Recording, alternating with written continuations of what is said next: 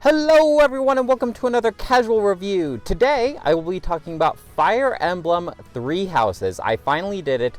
I beat my first ever Fire Emblem game. Before this, I never even deigned to touch the series because of what I've heard about it. I've heard it's kind of hard to get into. I heard of it's a little intimidating because like there's permadeath and it's just so a couple of things kind of scared me away from it. But I'm glad that I finally gave it the chance. Now I did buy this game used from GameStop. I don't think they sent me the original case to this game. It's not like the clear case, it's the black one, and I think it's like for display purposes only, it says on the case. So I'm a little bummed about that, but I got the used game for like 20 bucks, so I got it for a steal. Usually this game is actually pretty expensive. I do have a lot of Fire Emblem amiibos, but none of them pertaining to this series. I think the only one that's coming out is Violet. So obviously I don't have that one yet, but it's kind of funny because I've always known about Fire Emblem, but I've never really given it the chance before this game. It's always had my curiosity. It's always been on my radar. I'm glad that I finally was able to take the plunge on this series. First things first, it starts off with this cinematic, this really cool like war scene.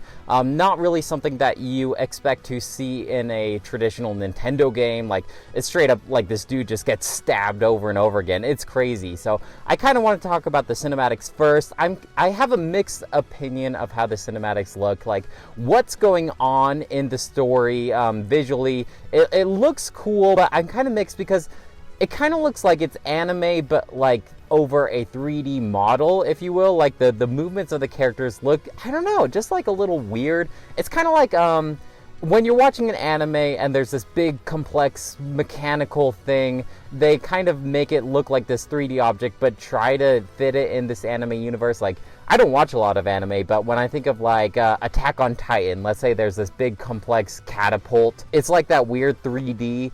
Or like Cowboy Bebop is another one that I watched where you got these big spaceships, and it's not like the traditional anime visually. It kind of looks like more of the 3D object. That's what the cinematics look like here, and I don't hate it, but at the same time it's kind of like, well, I kind of wish, because like I had just played Ni no Kuni before this one, so I'm like, oh man, what if Studio Ghibli made all these cinematics? That would be awesome. But I think for what we have here, it's okay. And what's going on story-wise in these cinematics is always hype. At the beginning of the game, it has you make a couple decisions. It has you choose if you want a male character or a female character. I chose the female character. I just like the way that she looks a little bit better. It has you choose your name. I just went with the traditional Byleth. I'm kind of at the point now when I play video games, like, just tell me the name of the main character. I don't need to, like, make it my own or anything. Unless it is something, I guess, more like Skyrim, where I am completely making my own character. But other than that, if you're just giving me a choice between a male and a female, just tell me the name. Give her full voice lines and everything like that. I don't need to make this character my own. So I chose the female Byleth. And then it has you choose 3 houses. So how this game starts is you're a mercenary with your dad, and then turns out he used to work at this kind of like religious academy. And so he gets roped back in to working there, and you actually become enlisted to be a professor at this school. And this school has 3 houses, so how I kind of think of it is, think of it like Harry Potter, where you get your 4 houses like Slytherin, Gryffindor, Ravenclaw, and Hufflepuff. This school has 3 houses. They have the Golden Deer, and they have the Black Crows or something like that, and then they have the Blue Lions. And so obviously I chose the Golden Deer, so it lets you walk around the school, talk with the students of each house, and kind of get the feel of what your teammates will be. So the Golden Deer, they're kind of like this, they're kind of more of a rowdy bunch, like a ragtag. Each house kind of has like this leader. And so Claude is the leader of this one, and he's kind of like a scheming kind of trickster, prankster kind of guy. Then you have the Blue Lions. They kind of seem like these staunchy knights, like only do what's right, very paladin-esque. And then you got, I don't know, Black Crows, Black Ravens. I don't remember because I didn't choose these guys. But they kind of seem like the Slytherin of the school, right? Like they kind of seem like lots of black magic. They kind of seem like they would stab me in the back the first chance they get. So I chose the Golden Deer. It seemed like it would be the most entertaining with that group. aside from the leaders of these houses, you can enlist students to join your house as well. So say if there's a certain student from Blue Lions that I really enjoyed, I could try and get him to join up the Golden Deer. It's not like Harry Potter where you're like locked into the house your whole school term there.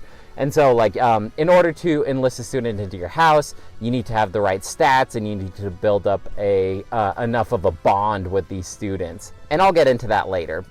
So I chose Golden Deer. I'm not sure if any other choices besides that affect how the story outcome is. Except I think if one of your teammates dies, I think that might influence how the story works. I guess I'll just kind of talk about the calendar. This is the main gameplay.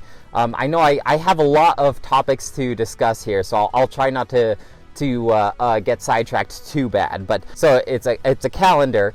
And on Sundays, that's when you instruct. So you have your teammates that you're going to go into battle with. They have a lot of outside battle management as well. I guess you can kind of skip this stuff if you want, but you're going to be at a pretty severe disadvantage. So it's kind of important to do this stuff. So Sundays, you instruct, and you can tell all your students, like, I want you to focus on white magic and lances, or I want you to focus on flying and battle axes, so you can focus on two different skills, and you tell your students what to focus on, and you kind of build up your stats that way. Sometimes they'll come to you and say, hey, I really want to go into black magic and writing because I'd like to become like a dark knight someday. And you can either say okay or like, no, that's not good. Sometimes they'll come to you and ask for advice, and if you give the right advice that they're looking for, that'll build up their motivation, and this will let you build up more of their skills. I know it's kind of complicated, but like I think that the tutorial does a really good job kind of easing you into it, kind of telling you, like, you after you watch a couple YouTube videos and you go through the tutorial, I think you'll be just fine. So that'll happen on Sunday, and then you'll go through the week. And through the week, certain events can happen, like, hey, it's Hilda's birthday today. And during their birthday, at first, you can just send them flowers. This will increase your bond with them. And then later in the game, you unlock the ability to have tea with a student. And you can either invite students to have tea with you anytime as you're exploring the monastery, or during their birthday, you have tea with them. This is kind of weird. It'll give you like 3 topics to talk about. And if you know the character well enough, you just talk about the topics that you know that they like, and this will increase your bond or whatever. And then if you answer all 3 of the questions correctly, it's kind of weird. Like, it allows you to look at the character, I guess, and you can just scroll around their model as they say little comments. I don't know, kind of weird. I typically skip the observe the character thing. It made me feel a little bit pervy. It kind of feels like you're really grooming these students, especially if you're trying to get a student from a different house to join your house. You're having tea with them, you're sending them gifts.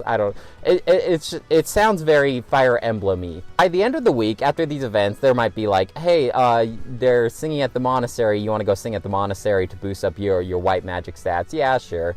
And then on Saturdays, this is like your free day. So this is the day that you can choose a couple different options. You can go explore the monastery, and there's lots of different things to do at the monastery to like build up your profess level. You can build up your bond with your characters. You can cook to increase your stats for the month just temporarily.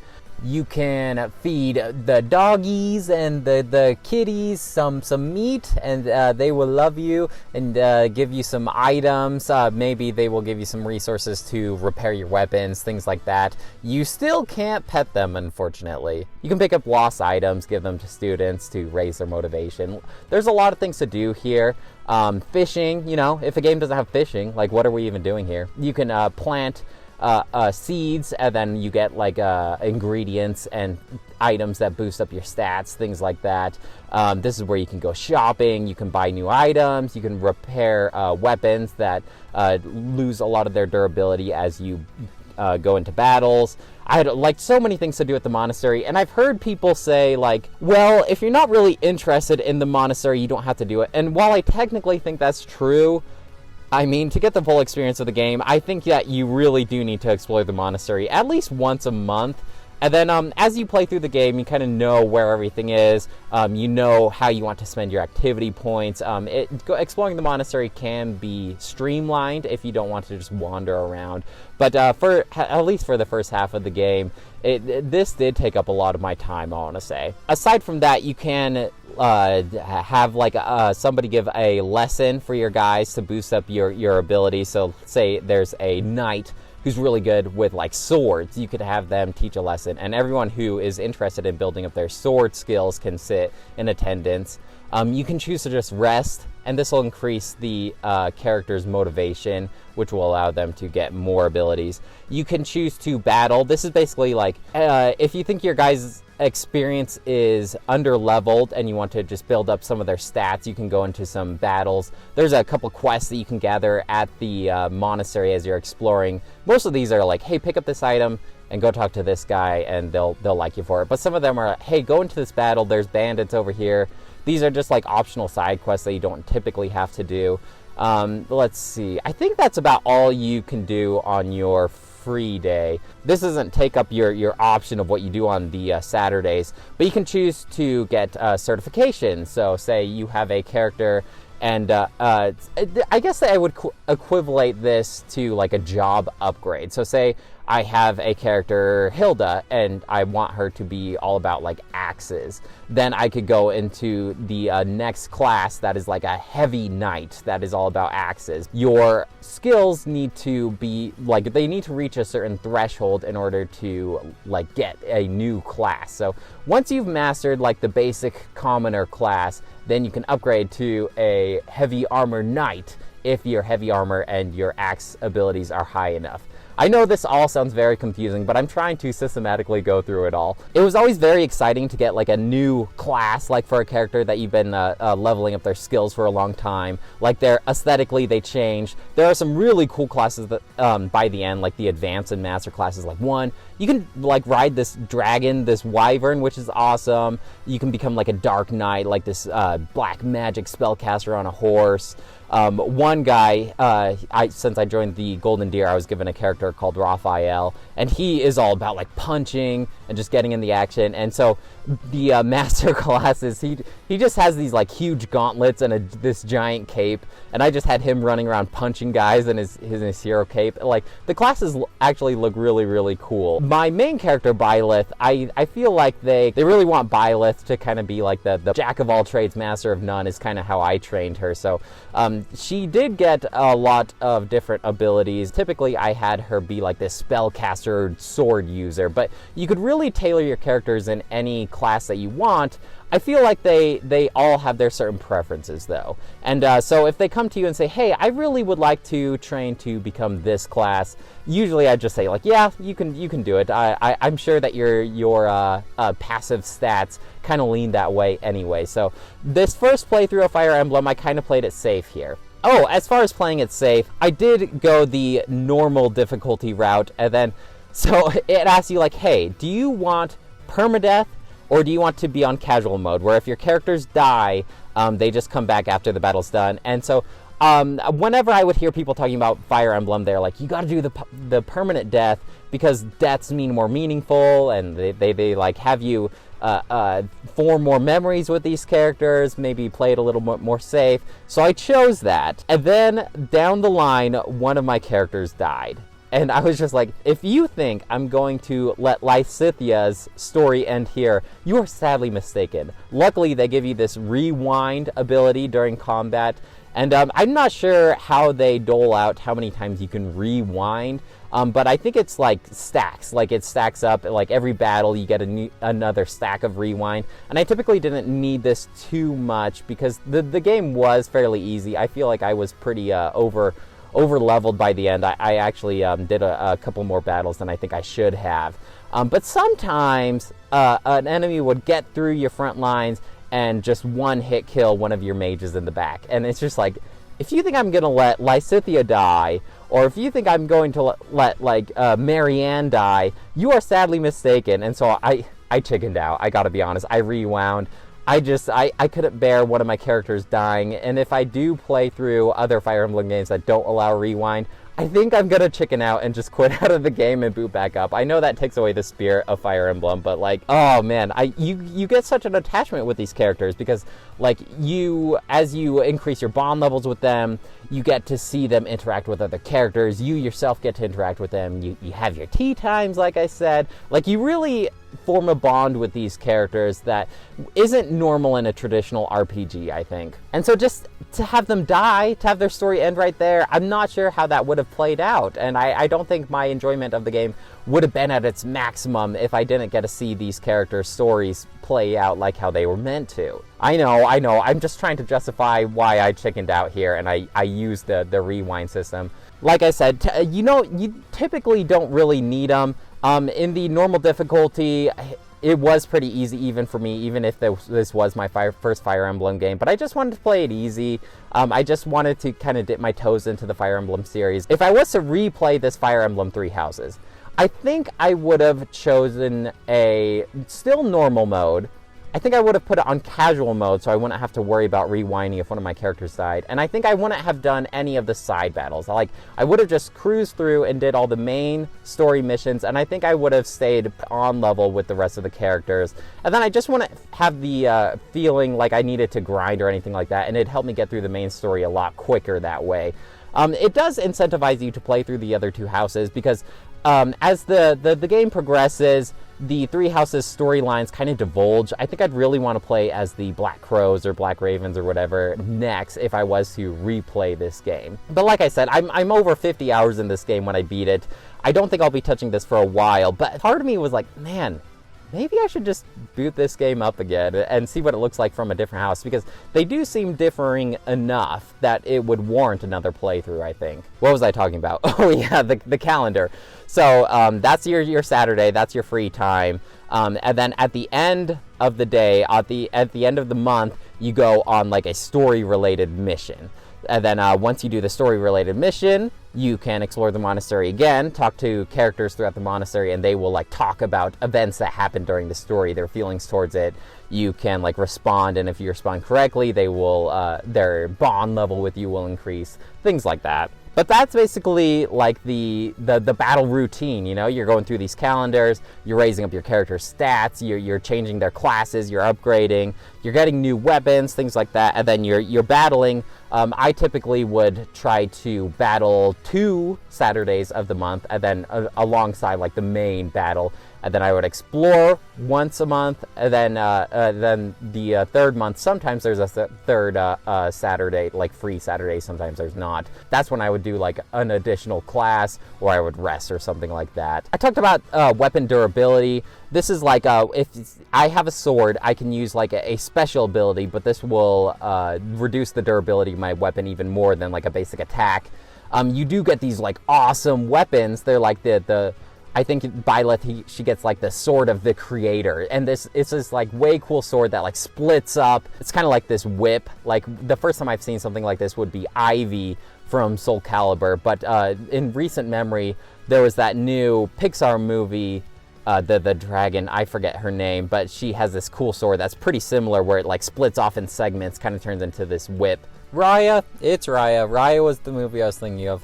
I'm getting sidetracked. She has this sword that splits up into segments similar to Byleth, and then like increases your range. It only has like 20 durability, so 20 basic attacks, and then it's out. And then once your sword is like out of durability, you're gonna miss a lot more. You're gonna do a lot less damage. And then you can spend these resources to repair your sword, or even forge it and upgrade it into a better weapon. I felt like for the ultimate swords, like the weapons of origins, there's like cool axes and bows and stuff like that. They're pretty stingy with their resources to repair these special weapons, you know? So I typically didn't use them after they ran out of durability, because it was really difficult to come across these resources to repair them. Now, Byleth's specifically, her Sword of Creator can get like 5 durability when you rest, but honestly I feel like spending your free day on resting is a waste of time, if I'm being honest. Like, the bonuses of resting don't outweigh if I was to like go into battle and just grind out a couple levels or something like that. That's one of my gripes. I wish it was easier to repair the better weapons in the game. Typically, I guess I just ended up using like silver swords and stuff like that because the resources to repair and forge those swords was a lot easier to come by. You could just buy those from a merchant. Things definitely get a lot more exciting as you're playing through the game and you realize what stats and goals you kind of want to shoot for. Going into this, my first Fire Emblem game, I kind of went in with the mindset like, okay, stats up, good, yeah. If your characters battle up next to each other, they get their bond levels up, which makes stats go up. That's good, you know. And eventually, I realized like, hey, all right, so for Lysithea, you know, I really want her to be like this mage, so I really want her to increase her black magic and white magic because I want her to go into this certain class. Okay, for Claude, you know, I really want to increase his bow and his authority to increase his battalions, you know. So you kind of start realizing what to shoot for, and so as you're seeing these stats go up, it becomes more and more exciting because you realize what it means and what you've been unlocking, and it really, like, you know, just numbers going up makes you feel good. That's like half the enjoyment of video games, of RPGs, is watching these numbers go up. You start remembering all the characters, all their personalities, you become really attached to them. It's kind of funny because when I would have this tea time with a character that I didn't really spend a lot of time with, you get you start talking about things that you think they would enjoy, and then it makes this really weird noise like, and the character will like look to the side, and you'll feel really bad because you're talking about a topic that they're totally not interested in. It makes you feel really bad for not knowing all the students of the school. I like the look of all the characters. I think it's kind of funny that all the characters are just so hot, like huge boobs and like long hair, and all the men have these like rigid jaw lines. And then there's Raphael, of course. Like, he's supposed to be this big lumbering guy who just likes to eat, but he's just like still super buff with like golden locks. I don't know. I think that's just a trope of Fire Emblem at this point. I don't really have a gripe with it, don't get me wrong. I just think it's kind of entertaining that everyone's just so good looking in this game. I kind of went into this game with the mentality like, hey, all the students, I'm just going to recruit as many students as I can. So on my free day that I would explore the monastery, I talked to everyone. I did all the side quests. I got all the lost items. I would try to increase my bond level with everyone. I was just trying to recruit as many students as possible. And I really wish that I didn't. I really wish that I just spent time with the characters that defaulted in my house, to be honest, because I feel like story-wise, only really the characters, like the main characters in the Golden Deer, would show up and talk and say their piece, whereas characters that I would recruit from the Blue Lions, for instance, wouldn't really have any screen time. I feel like they were mostly there for the story for the Blue Lions, so there wasn't really any point in recruiting them, you know? And you can only use 10 characters at a time, as like through each mission. It's like 10 to 13, but typically only 10 playable characters at a time. So I really wish that I just worked on my own characters in the Golden House rather than worrying about recruiting the Golden Deer. I feel like that took a lot of time. And it's crazy. So I was about 30 hours in, and I got to chapter 11. This game, like each month, is basically its own chapter. And I got to chapter 11. Things are really ramping up. I think I'm near the climax of this game. All right, 30 hours. That feels like a decent length. And then this cataclysmic event happens. Like, huge. And after that, I'm like, whoa, we're still going? And so I look up, like, how many chapters are in Fire Emblem? 22. I'm only halfway through the game. So I'm just like, whoa, this is a crazy long game, especially if they want me to replay the game with the other two houses. You're going to get a lot of bang for your buck here. Fortunately, though, after chapter 11, you're not allowed to recruit any other students. Like, the other two houses kind of split away from you. I'm not really going to talk about the cataclysmic event, but I spent a lot less time in the monastery after that. After I wasn't worrying about recruiting, I just needed to increase the stats of the characters that I've already recruited. And so I felt like it was the second half of the game only took about 20 hours. Only took 20 hours. But when I finished this game, you know, a little over 50 hours, I really sped through that second half of the game because I knew what I was doing. I knew what I wanted to do on my free times. I kind of spent less time battling and grinding because I already felt so over-leveled by this point. I could just one-shot pretty much everyone. Now, you still needed to be careful because your mages in the back can get one-shot. They were kind of like my glass cannons.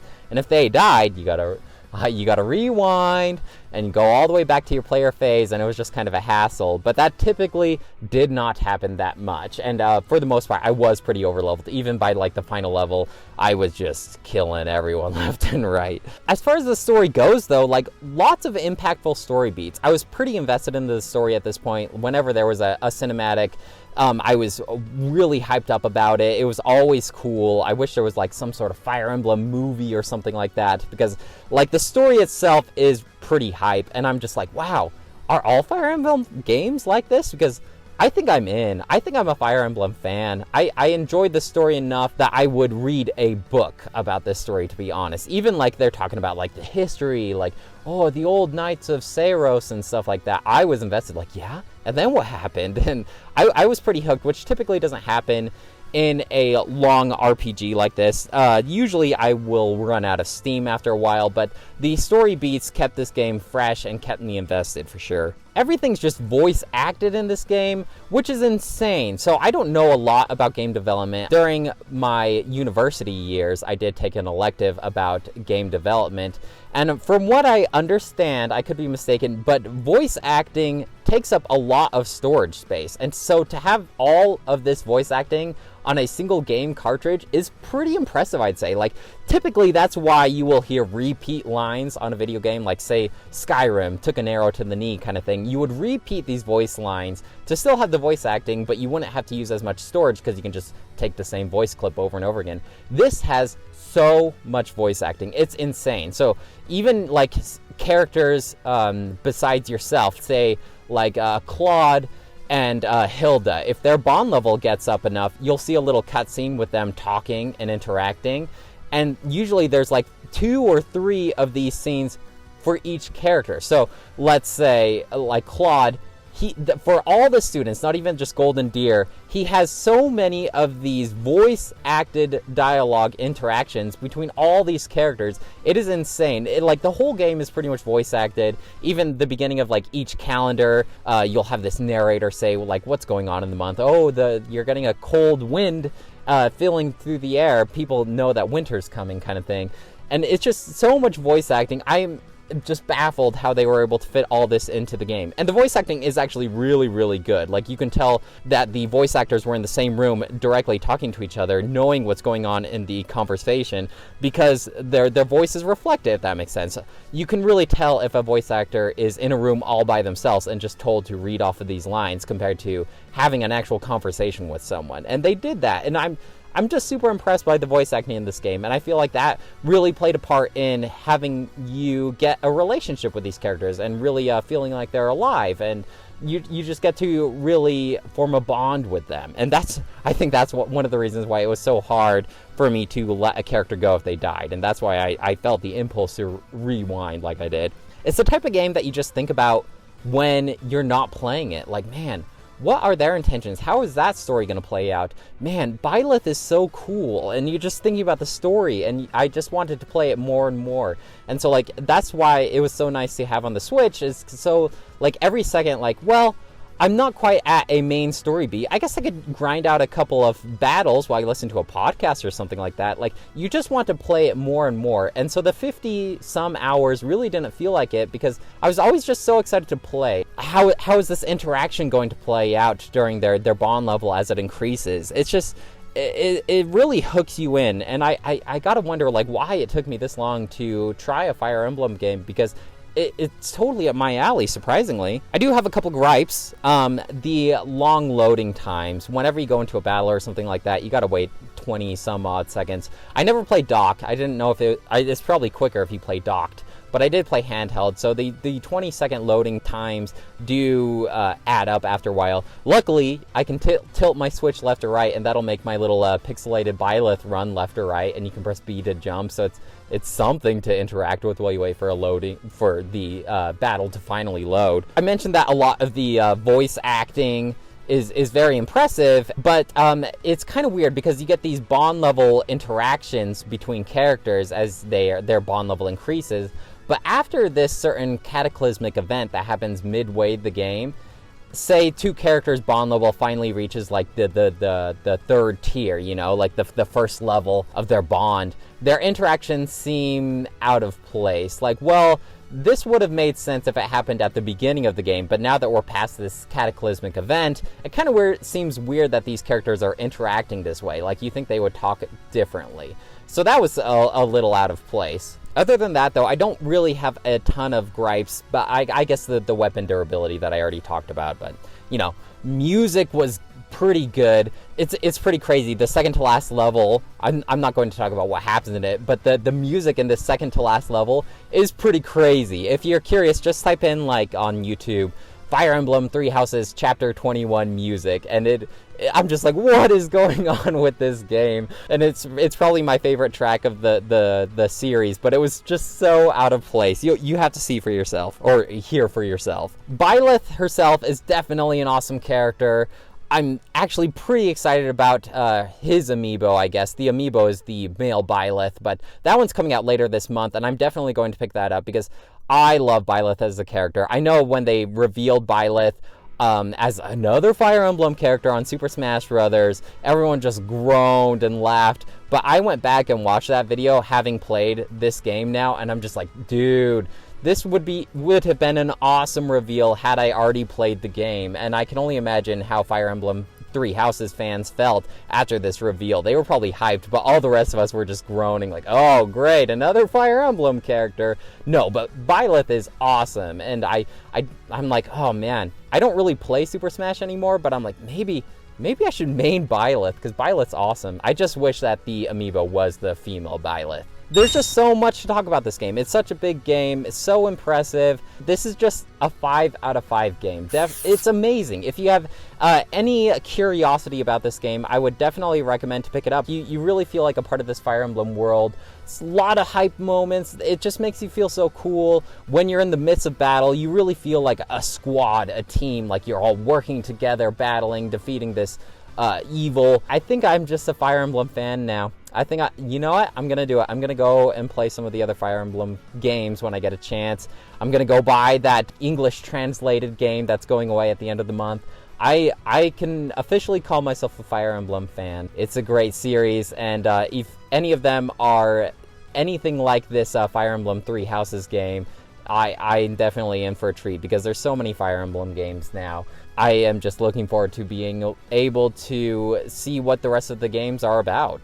Let me know if you have any questions or comments about Fire Emblem or Three Houses or Byleth as a Super Smash character, or are you going to get the amiibo? I'd love to hear what you guys have to say. If you're a big Fire Emblem fan and I said anything incorrect, please correct me in the comments, because like I said, I'm kind of noob when it comes to this series. That should be it for me though. I'll talk to you later. Bye!